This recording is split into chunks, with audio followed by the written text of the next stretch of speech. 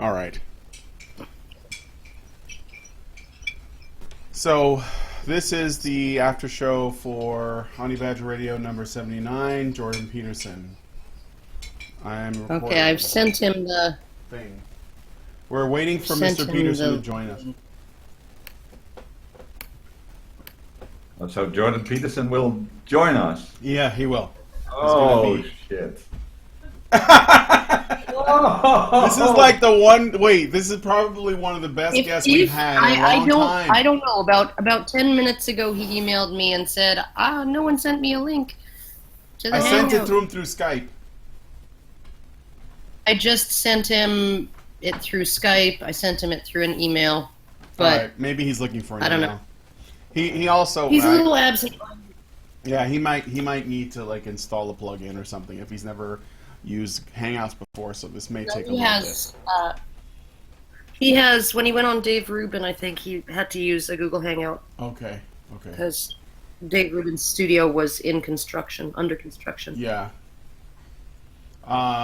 So he knows how to do it.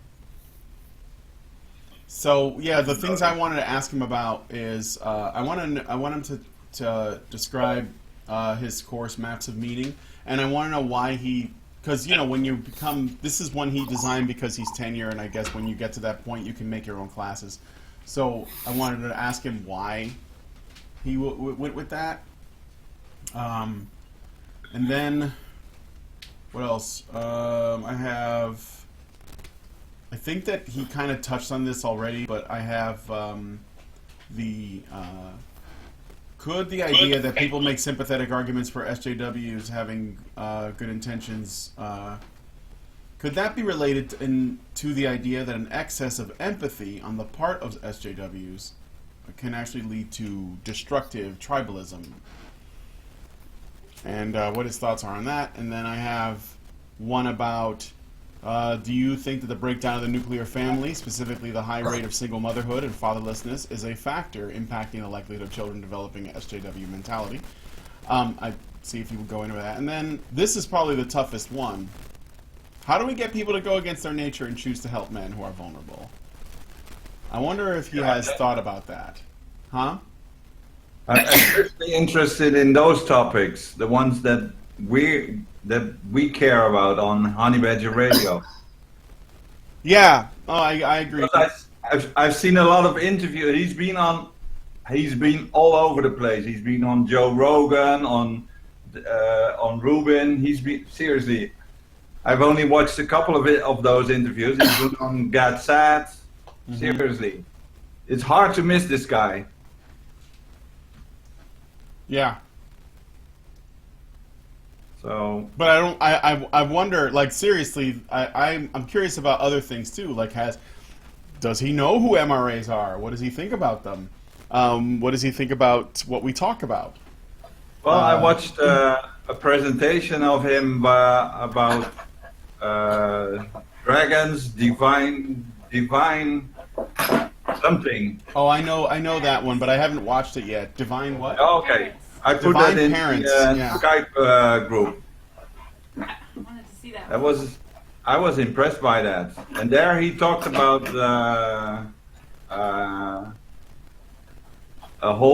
it was a terrific presentation. There's Allison. Is Peterson not in yet? No, he's not in yet. No, but I've already started recording. Okay. So we can like chit chat and you guys can fangirl and stuff until he gets in. And I also watched that on Pekin, or what's that TV show you have in Canada? The agenda? The agenda.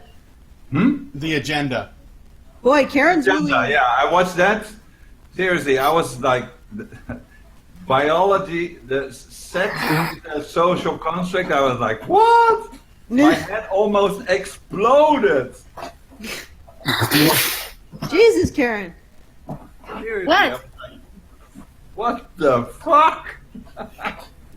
You're just That's using so much seriously- signal distress there. Okay, I'm gonna get my notes.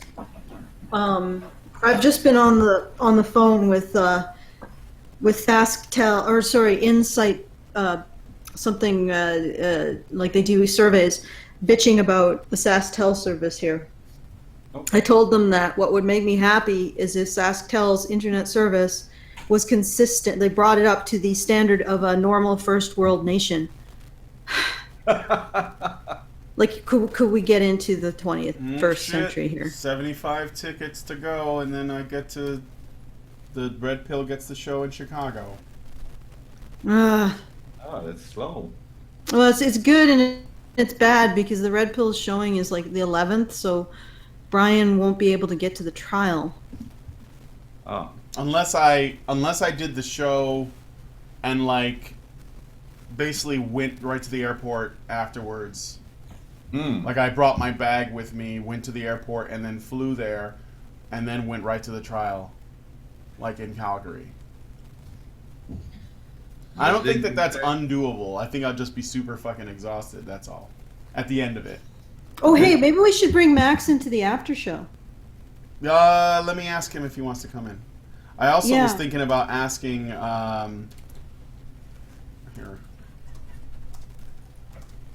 There's a lot, like, there's not much going on in here yet until, like, hopefully. Hopefully he'll come. Like, he sent me an email around 10 to 11 saying, nobody's sent me a link so far, so I don't know whether he wandered off or what. But Yeah, or, well, did you send him the link? I did send him the link, but about 15 minutes after he emailed to inquire. Oh, okay. Well, hopefully. Because my email was shut off so that the notifications wouldn't constantly be. Yeah. Oh, yeah. Well, this is. I guess I can start what I was going to talk about. Just give me a second. I'll go get my notes. Brian, do something entertaining. Hello, my honey. Hello, my baby. What are you gonna do with that? Gal. I would say play with your boobs, but your boobs are actually your hands, so. Yeah, you can just stare at my tits. Oh, yeah. Yeah. I won't get offended. Because Let's see here. I'm quite disgusted by the nipples on Blame you. Jennifer Dawes a pervert. That's why. They're not nipples. They're paws. And I got No. really. There are paws They're on my nipples. breasts. I have little paws coming out of my chest. But they're sensitive like nipples. That's why he doesn't walk on all fours because it's just too sensitive.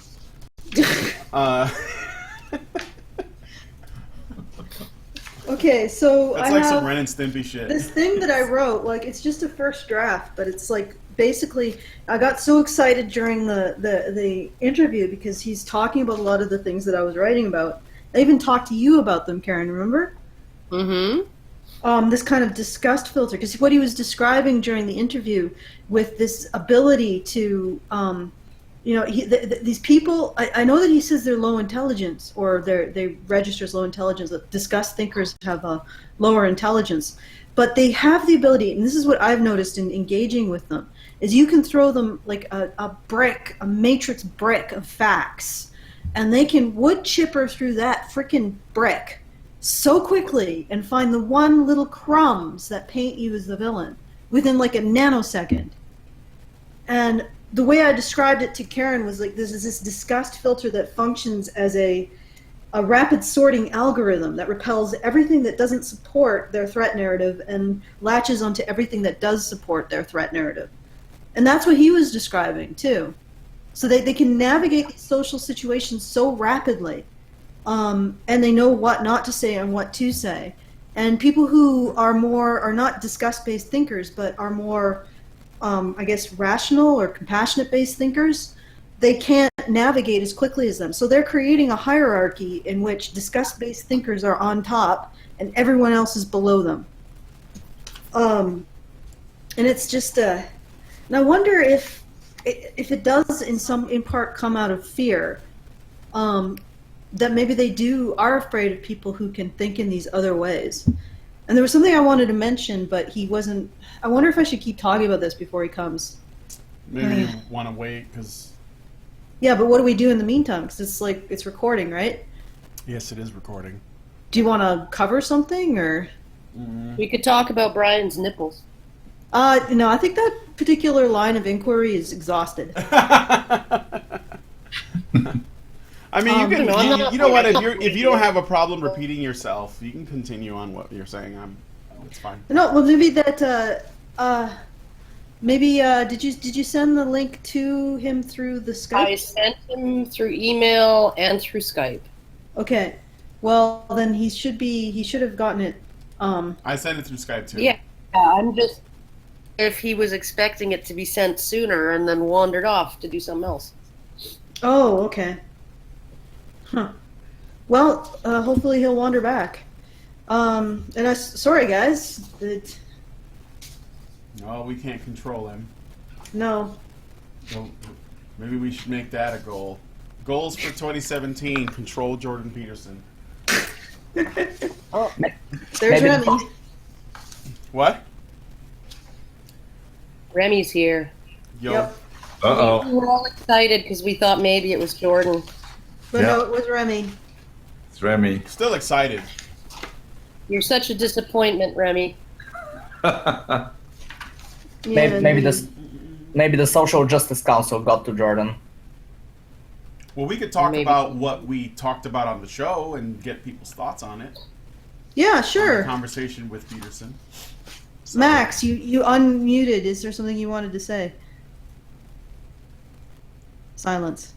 Okay, that was very He might be insightful. having issues with his thing, so he may drop back in. Is there something funny we could look at, funny and empty-headed, while we wait? Like dog nipples, but not. Yeah, like Um, something that moves us past the issue of the dog nipples. Yeah, I think, like I said, I Highbrow think it's- humor. Some is of what us you're don't saying. want to move beyond the dog nipples, Allison. I've noticed that. But I invite you, okay, if you don't want to move beyond the issue of the dog nipples, I invite you to speak on them, introduce new concepts, new ideas, new connections. So basically, we find a new way to make it interesting. Yeah, find a new way to make the dog nipples interesting, because right now, I'm not interested. Well, I think it's quite interesting that the dog nipples are also hands. So if he were to play with his boobs, If I he looked shook, up. if he shook hands with someone else, would they be committing sexual assault? This would be the perfect moment for Professor Peterson to arrive. Yeah, Oh, right. about- I heard about dog nipples. about 20 seconds ago would have been a better moment. Okay, so do you have anything? What the fuck did I just walk in on? Okay, do you have anything else to any other additional information in regards to the dog nipples?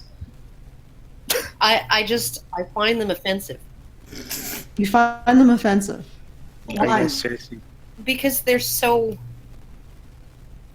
small and protuberant. They trigger my disgust response. Your disgust response is triggered. I actually feel like I want to squeeze them like pimples. Ouch. Yeah, Max, we did. So- I don't.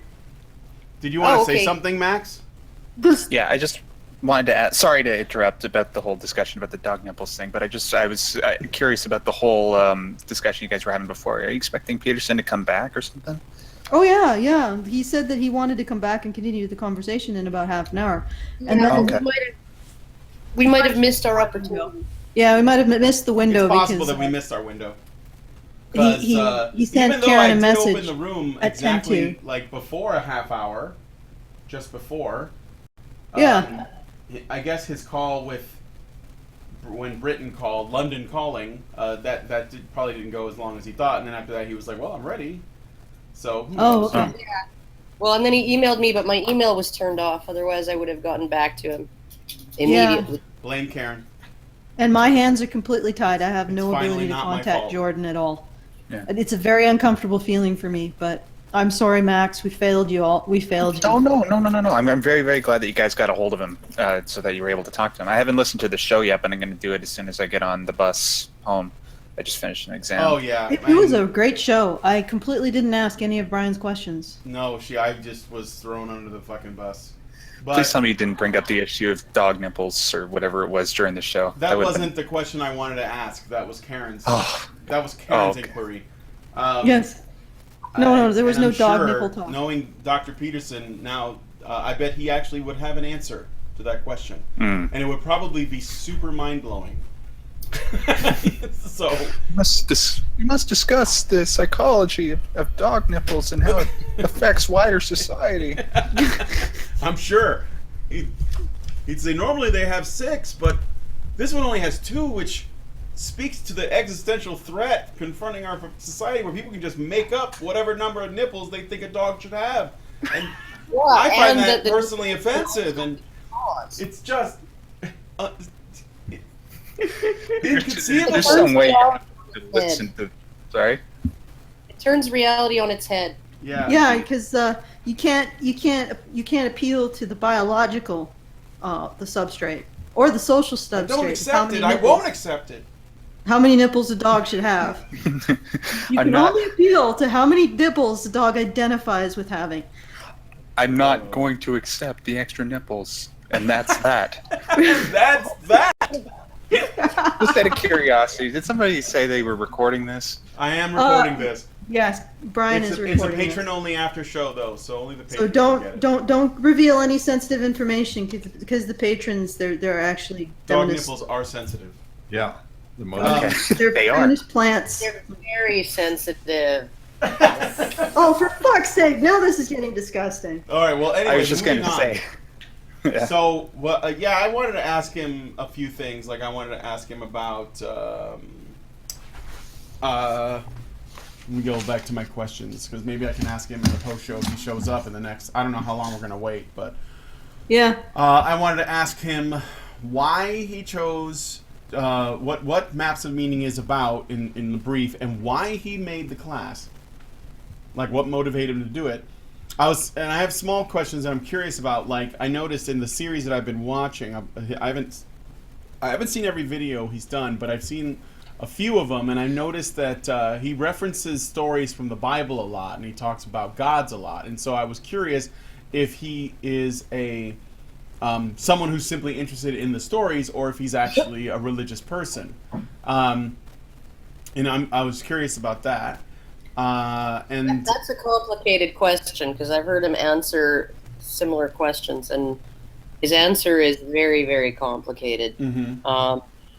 In terms of why am I religious? So he is religious. I Yeah. think so. Yeah. Yeah, I mean, I was thinking that he might be, but he might be one of those, because I've noticed that there are,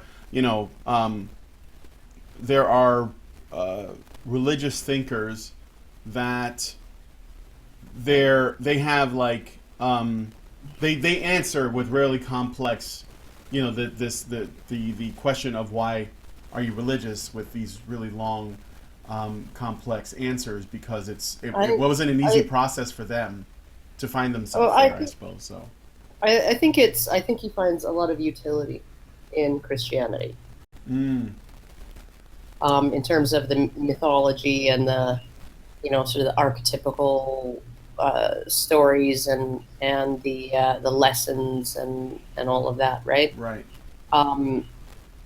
So I think it's like functionality in terms of how to live your life. Right. That draws him toward that more than maybe like a belief in a god, right? Mhm. But a belief in the substrate of Christianity, Mhm. right? The moral substrate. So, and Yeah. its utility. Yeah, that was just more of like, I was just curious about that. I was also curious about what if he knows about the men's rights conversation and what he thinks about it. And then a tougher question, which is how do we get people? How would one get people to go against their nature and choose to help men who are vulnerable, or be more supportive of men who are put in a vulnerable position?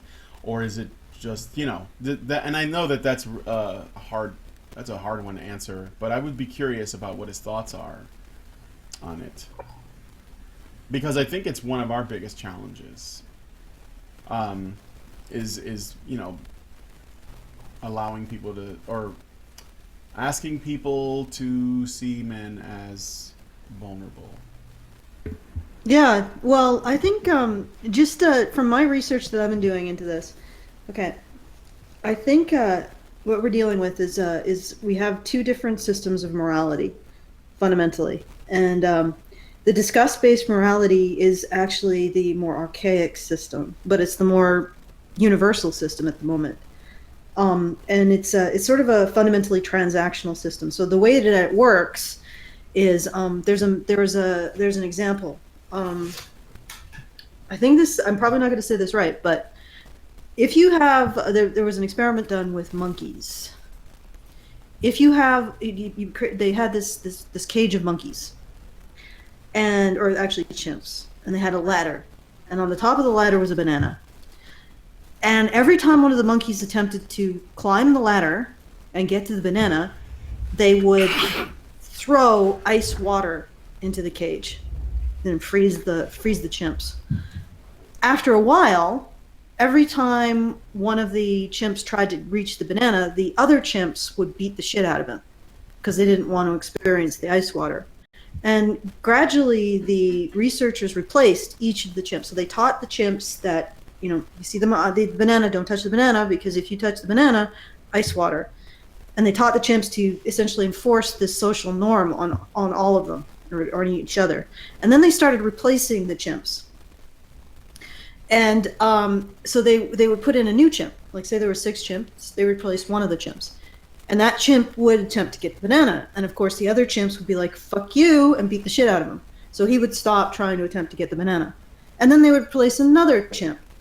And the same thing would happen until they had replaced all of the original chimps with new chimps. And yet, these new chimps who had never experienced the ice water would still beat each other up every time they reached for the banana, until they were all just sort of sitting there looking at this delicious banana and maybe expressing disgust at it because, of course, they desired the banana, but if they reached for it, they would get beat. They would be thrust from the group.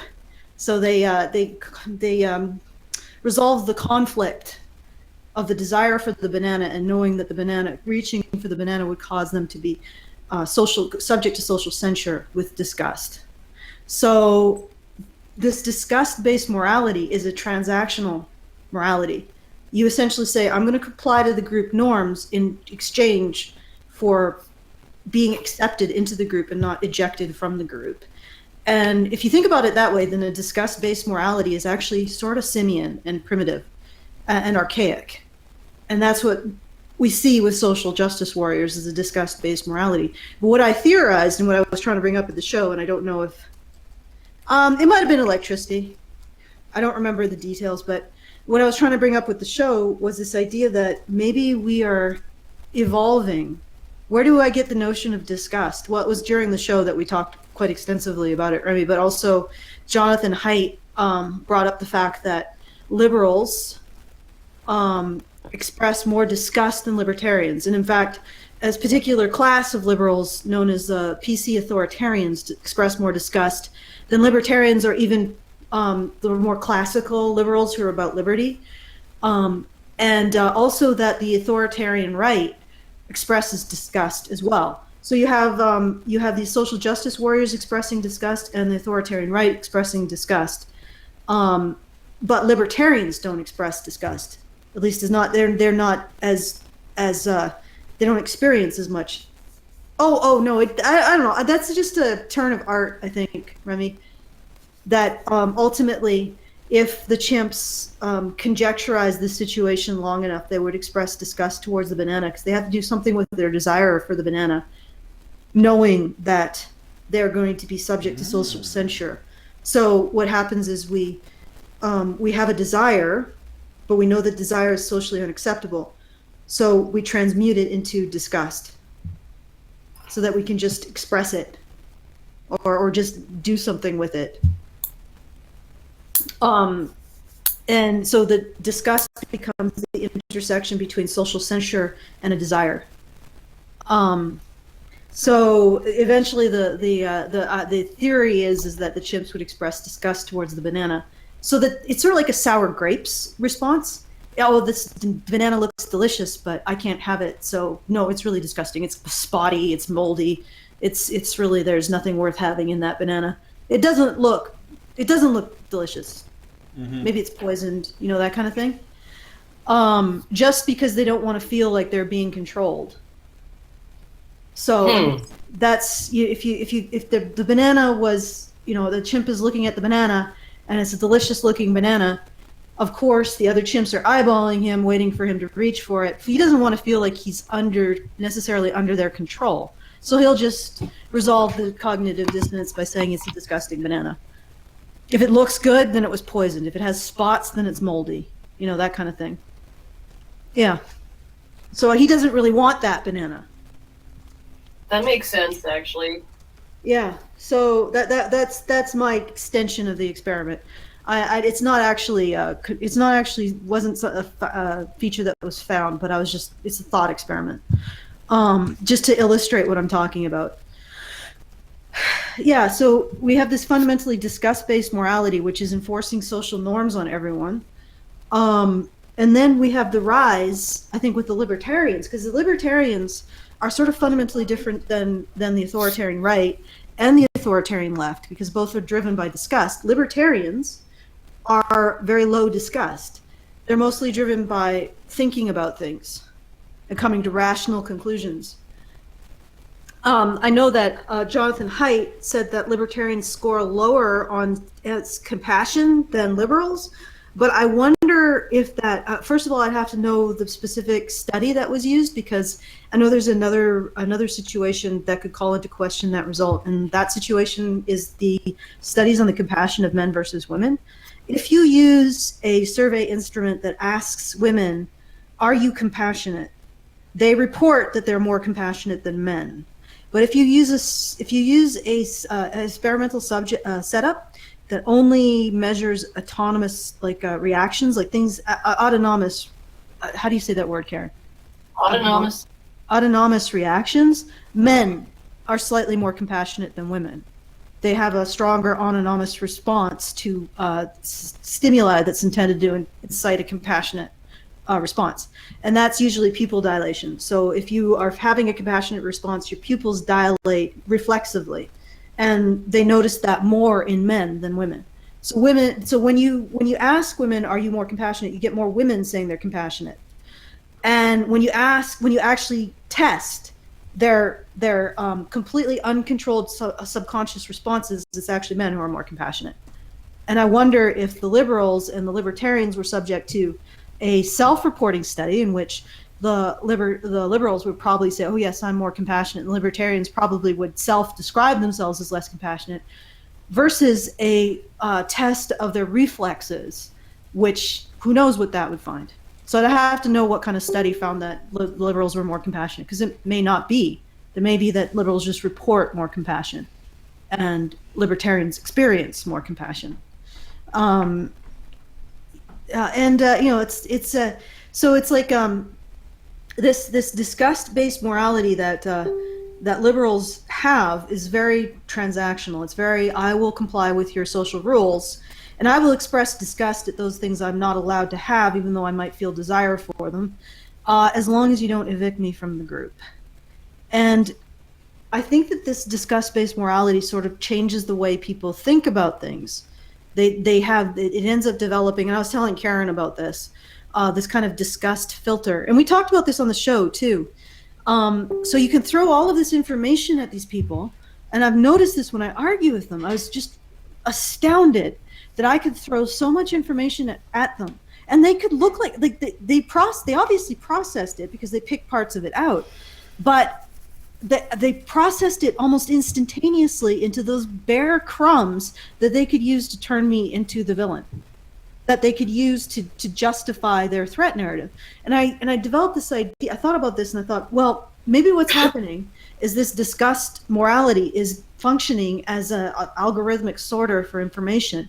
And they can go through this so fast because they're repelled from certain concepts and move towards others. Like they're repelled and attracted, and they just like you know how if you had like a bag of sand mixed in with like little bits of iron filings, and he used a magnet.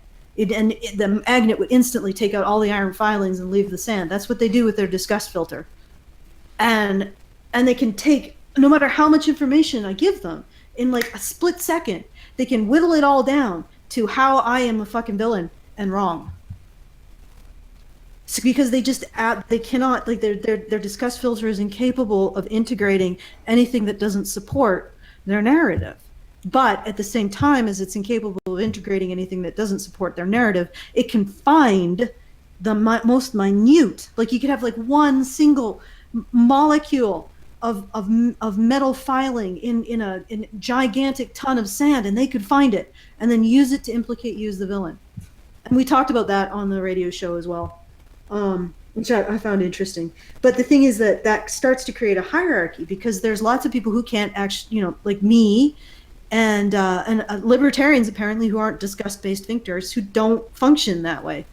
When we get a whole bunch of information, we have to integrate it into our understanding of the world around us. We don't have necessarily linear understanding of the world around us. Karen called it a matrix understanding, right? So we have like information in a matrix. Maybe you could explain that, Karen? You're there? Sorry. Is anyone actually listening to me, or am I just like talking to myself? No, I'm listening. I'm here. Karen was Okay, fiddling sorry, with the say mute again. button. Matrix understanding. Oh yeah, some people call it lateral thinking. I don't think it's lateral. I think it's actually matrix thinking. It's essentially, instead of going from point A to point B to point C to point D, you have all of your points not in a line but in a matrix, and you can somehow intuit when you do this, you do a certain thing with point A, that you're going to have some weird outcome at point Q, even if you can't necessarily trace the exact path of causality. You can sort of predict the outcomes sort of by intuition. And I think that like your whole matrix just shifts, right? Mm-hmm. All the pieces shift, all the dots shift, and you can say, okay, well, if we do this to A, then point M is going to be over here now, right? And I think that because that way of thinking is so intuitive, it's really hard to explain it in ways that linear thinkers can understand, because you do have to sort of explain the path of causality, which means you actually have to determine it yourself, often from working backwards from the predicted outcome back through the chain of causality, right, back to what it was that caused it, right? So that I think is what gives someone like me or Allison a bit of an edge in certain ways, but not so much in others. Yeah, well, I mean, so it's a matrix. Like, I think a lot of perhaps libertarians, or the people who aren't really that disgust-based thinkers. So they don't integrate information through the disgust filter. They integrate information based on, I don't know what, rationality. I don't know if I want to call it rationality. Curiosity, perhaps, is the right word. They integrate information via curiosity. So they're attracted to this new information, even new information that contradicts what they know. And so we integrate information in sort of a matrix way. So we sort of absorb it, but it takes a longer point in time to sort all of that information into its various cells. But whereas a disgust thinker has already pre-sorted all of that information into stuff that supports their thesis and stuff that, or supports their worldview, and stuff that is, and it's because they use disgust to think quicker. They use it like a shorthand. But the real question is, how the hell do you break through that? The other thing is, well, I mean, obviously, if it's disgust-based thinking, they still have the desire, they still have the curiosity, because human beings are curious by nature, so they still have curiosity about new information. And we certainly have curiosity about information that doesn't conform to what we're thinking, and we should, because if you think about it, if disgust-based thinkers went into the jungle, they'd be like, any sign that their reality, that they would decide that their reality is that they're not being stalked by a tiger. And any sign that that reality was not so, they would express disgust for, and they would end up being eaten by a tiger. So it's like, this is complete. It doesn't seem to be a functional way of thinking, because if you don't correct your worldview to reality at some point, then you get eaten by tigers. What do you mean? What, Remy? So, well, anyway, when you explain that, I'll deal with it. But or are you talking about something completely different? Not even listening to me. All right, well, I'll just keep talking. I'm listening to me. Go ahead. So You're talking about no, tigers. and I brought up this idea. Like, I've been looking into how this disgust-based morality is like he brought Peterson brought up, and I actually was making the connection between authoritarianism and disgust even before we brought this up. But I was trying to develop a connection between the hero, victim, villain triad, gender, and authoritarianism and disgust. And I think that gender drives the hero, victim, villain triad, which drives moral typecasting, which is an essential component of how authoritarian is, like, disgust-based authoritarianism manifests. I don't think you can create disgust in such a way that you would not feel stalked by a tiger. It's just a metaphor, Brahmi. You can mistake its shadow for a tiger, but you cannot mistake a tiger for a shadow. And that's deeper ingrained than whatever social disgust can be created. Well, it's still not a functional way of navigating. I guess it is a functional way of navigating as long as you can make everyone comply with your worldview. But once there's a situation where there's any possible consequences for your worldview not complying with reality, then you experience those consequences. That's what I was trying to use, using the metaphor of the tiger in the jungle. So it seems like, we should naturally be curious about our environment, because we need to be aware of how our beliefs about our world differ from the reality of the world, for the very fact that we need to keep ourselves alive, which is why we're curious. Remy is silent. Okay, is anyone else going to talk, or I'm just going to keep talking? No, I'm enjoying listening. I'm sorry. Okay. It's just that I'm getting no feedback, so I don't know if, like, anybody is... It's probably because there isn't much to add. Silence is the sign of agreement. Okay, well, if we look at the hero, victim, villain triad, I really need my whiteboard for this. So you have this system in which you have a damsel, you have a hero, and you have a villain. And the damsel essentially creates the hero and the villain, because the hero has an appropriate desire to save the damsel, the villain has an inappropriate desire to hurt the damsel. But this plays out in gender roles, because there's this really strong association with vulnerability and victimhood with women, and desire and agency with men. And I think that those gender roles we split, so we don't see women's agency and we don't see men's vulnerabilities. And that split is what creates the victim, hero, villain, the hero, villain, or hero, victim, villain triad. Do you understand what I'm saying, or am I confusing? Say Yeah. that again. But who is the villain in that triad? Well, let's look at I did an example. All right. To disgust-based conservatives. Okay. Let's look at the example, conservatives versus liberal. This is the disgust-based conflict between conservatives and liberals. To disgust-based conservatives, women will be the primary victims of a decay in social order. Therefore, they are heroes in opposing the villains, liberal men, sowing chaos and increasing all kinds of ills: homosexuality, miscegenation, adultery, prostitution, masturbation, pornography, rape, etc., etc. To disgust-based liberals, women are oppressed by the social order. Therefore, they are heroes in opposing the villains, conservative men who wish to chain women to the stove. In both cases, a combination of disgust and desire compel the men. Desire to save women, discussed the perceived exploitation of men by the other group's men. But women, the perceived exploitation of women by the other group's men. Yeah. It's interestingly, since disgust is the intersection of desire and social censure, the disgust displayed the perceived exploitation of the other group's women is actually transmuted desire. Both liberal and conservative men desire to control women, they just think their method of control is best. The conservative man thinks that controlling women to preserve the order that protects them is best. The liberal man thinks that controlling women to believe they are always requiring his salvation is best. Both are attempting to seek the role of hero in the hero-victim-villain triad, even more to cast the other in the role of villain.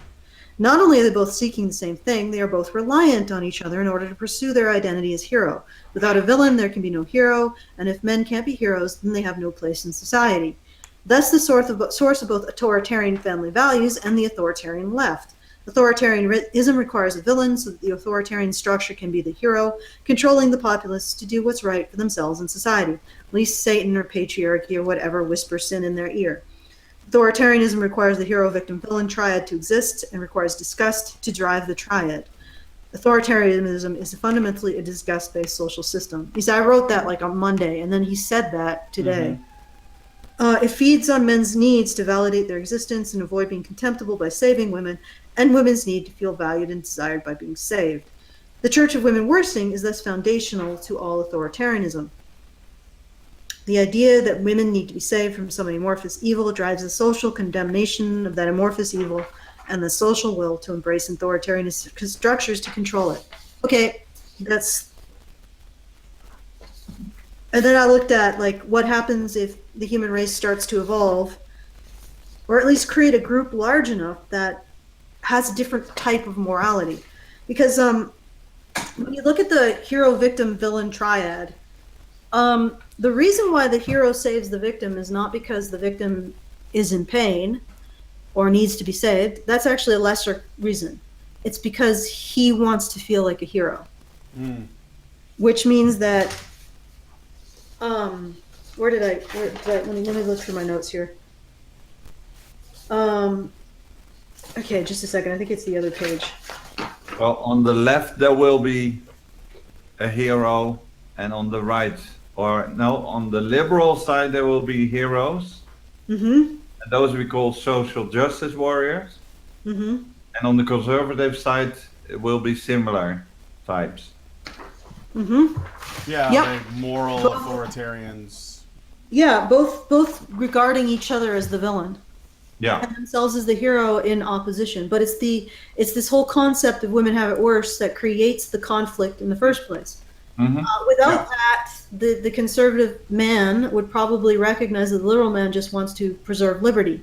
And the liberal man would recognize that the conservative man just wants to preserve order, both of which are necessary for a functioning society.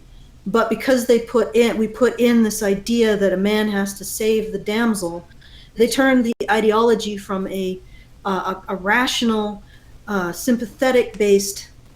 Well, Remy, there are liberals who still want to protect liberty. They're the ones that are writing letters to Jordan Peterson saying, "Holy fuck, what's going on?" About all of these regressive leftists. So anyway, so they would recognize each other as having a sensible approach to what's going on. Like I said, the classical liberal wants to retain liberty. The classical conservative wants to establish order, but they can't meet. I think both sides want to retain order. Yeah. I don't think the liberals don't want order. They also want to retain order. Yeah. No, but like I'm saying, the problem here is not the position necessarily, at least not the position of a classical liberal who wants liberty. He wants to create as much liberty as is reasonable. Or the conservative who wants to retain order because order helps us manage our society. Without it, we got chaos. That's not the problem. The problem is when you apply this hero identity, this need for a hero identity.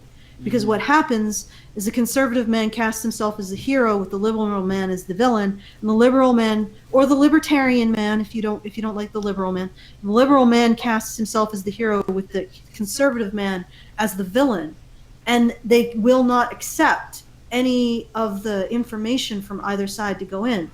Because if a liberal said, "Oh well, conservatives have a point," they would have to get that through their disgust filter. Where No. I can understand that. I was watching Steven Crowder, the show number 100, 100, and Dean Cain was on that show, and he was telling on that show that there was positions on the conservative side and on the liberal side that are very on one side he was agreeing with some liberal stances, and on the other side he was agreeing with some conservative positions.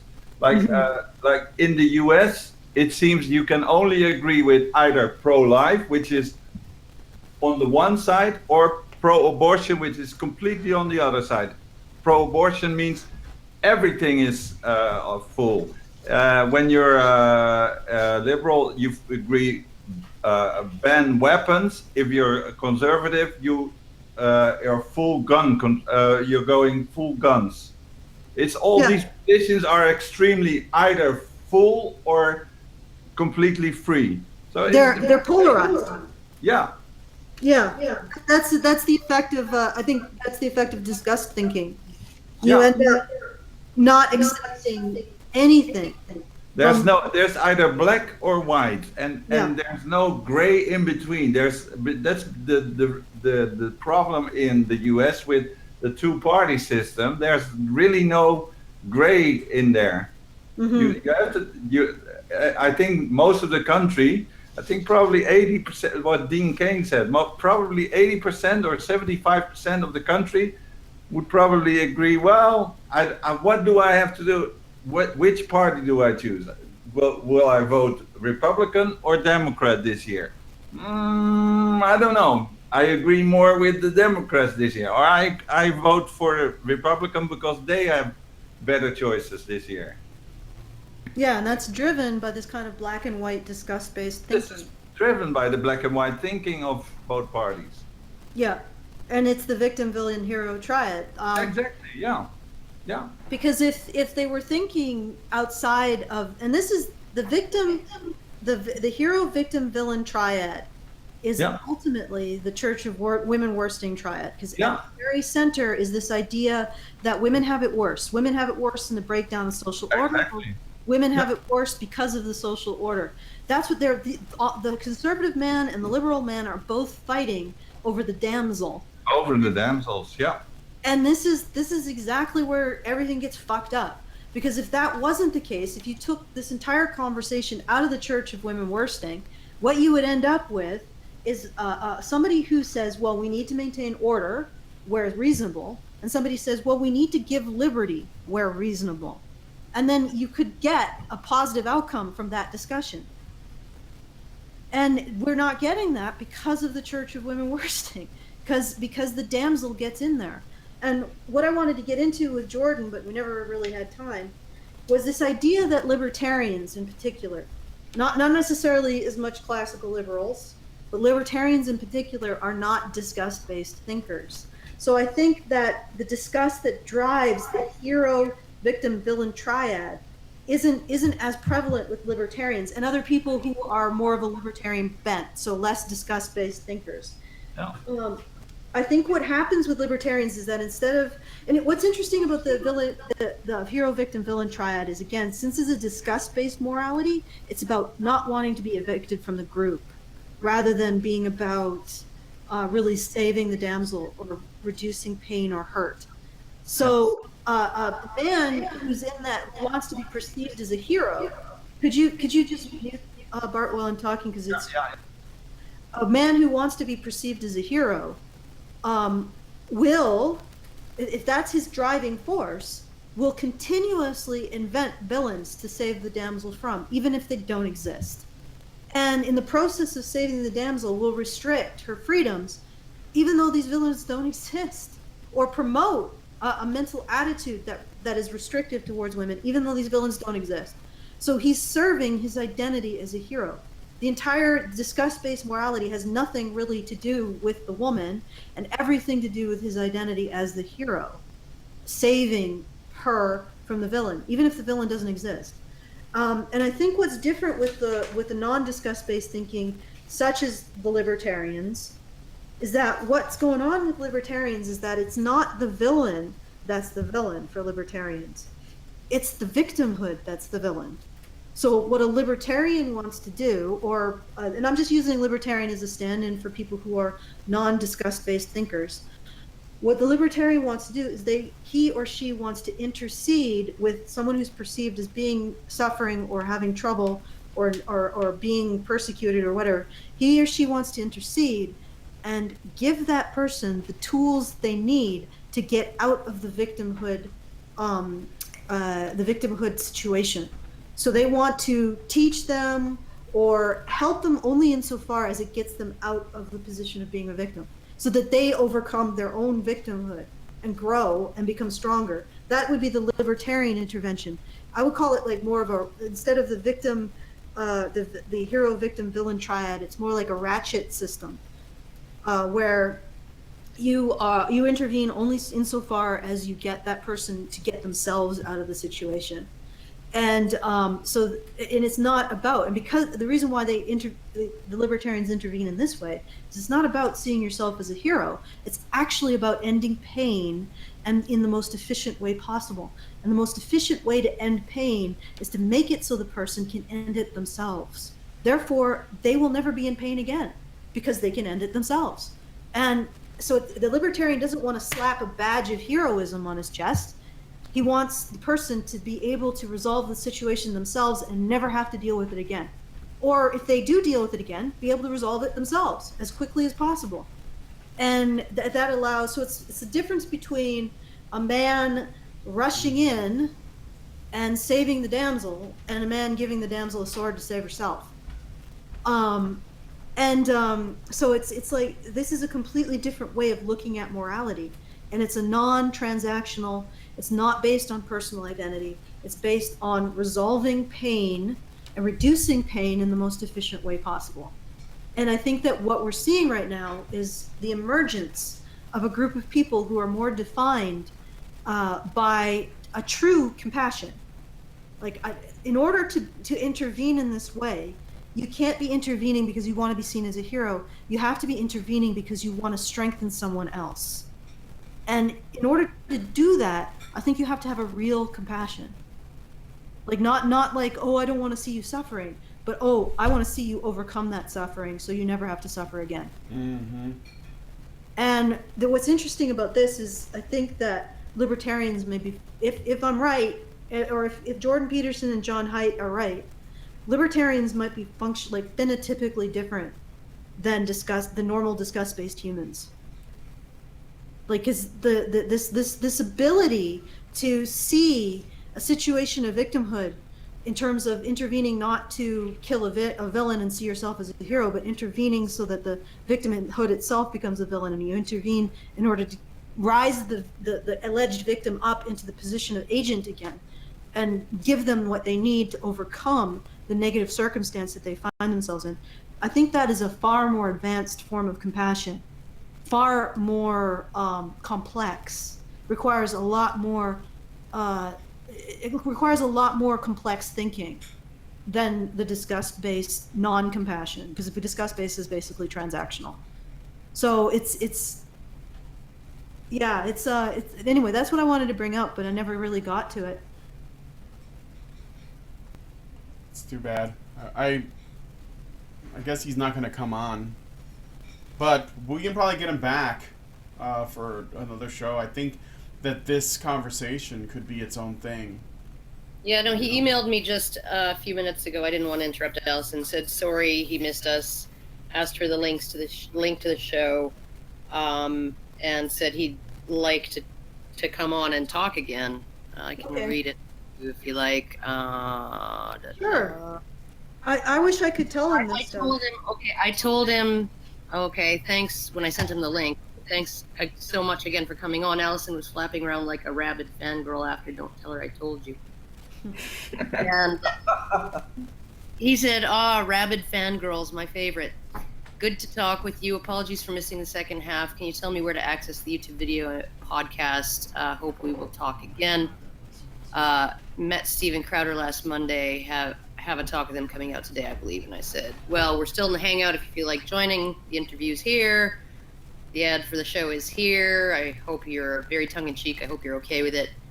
I did have one commenter quite annoyed at me calling you literally Hitler. I think she thought I was actually serious. Blah, blah, blah. Anytime you want to come on again in the future, let me know. So he is quite interested in talking to us, I think. Some more. So he's usually brief in his email communications than that. Oh, okay. All right. Well, that's good. Well, I guess Like I we said, can. the first time he contacted me, it was an empty email with "would be interesting to talk to you sometime" in the subject line, and that was it. So now it's gotten more of his attention. Well, I'm gonna end this recording.